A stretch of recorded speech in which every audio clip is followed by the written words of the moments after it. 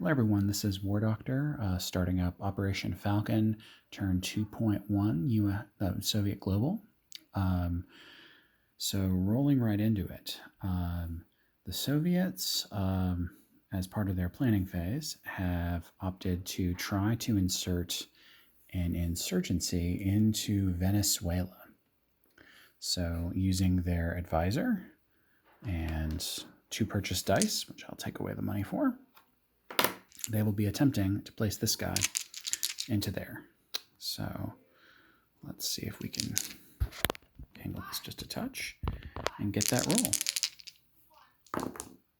And they fail. Very sad for the Soviets. All right, so let's put these things back on the board. All right, the Soviets are purchasing on their turn a frigate for 3, destroyer for 6, a marine and an airborne for a total of 8. They're saving 1, and they'll be producing 2 ASMs and 1 cruise missile. All right, so combat movement. I've marked their combats on the board already. And let's set these up. So first one is in Amazonas, where the Soviets will be bringing a air cav, a next-gen MBT, and a light infantry to the party. They'll also be firing... Can they fire a cruise missile? No, I don't think they can. So they'll just be taking those 3 units in to try to do that. They will be attacking the Falklands with the aircraft on this plane, on this carrier.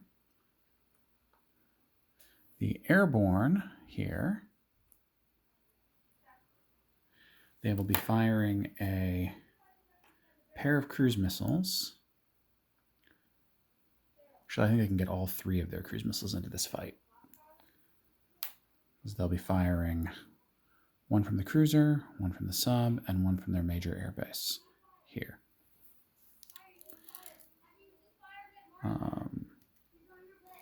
They will be moving from P-72 to P-71 with this nuclear attack boat to try to take this out.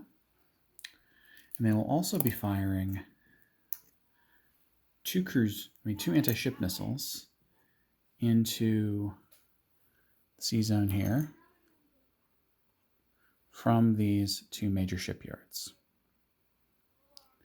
And that is it. So one is a little aggressive and risky, I think. The others are pretty straightforward. All right, so let's start out with the missile strike. So the U.S., because they have their cruiser here and 1 frigate, get 2 missile dice and anti-missile defense dice. Let's move this over this way so we can kind of see the rolls a bit better. So let's see whether they're able to intercept. Looking for 4s. Both miss the interception. Now we're looking for 5s.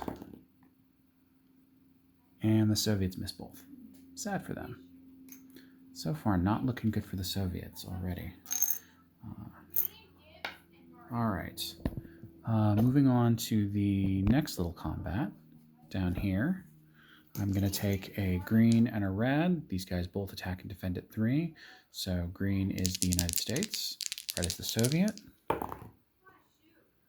red is a hanger. I'm going to try again. The red hits. So those guys will go down. Okay. 1 Soviet victory this time. Now we have 2 land combats. So let's start with the riskier one.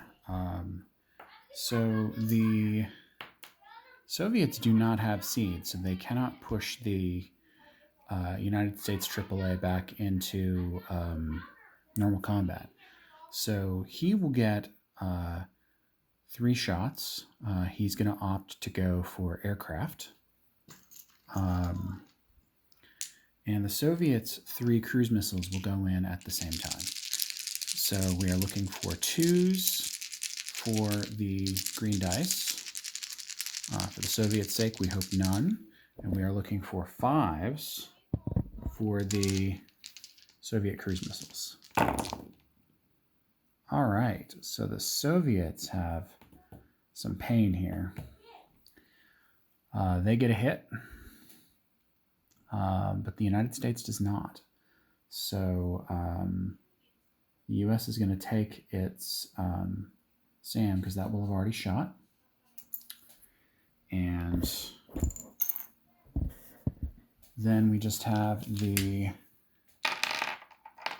airborne in airborne assault, which attacks at a 3. And then the 2 aircraft. So let's see how this goes. So let's try a 3. Miss. A fighter at a 6. That's the hit they need. Okay. So the U.S. infantryman attacks back at a 4. And he is a miss. So the Falklands falls to the Soviets on the first turn.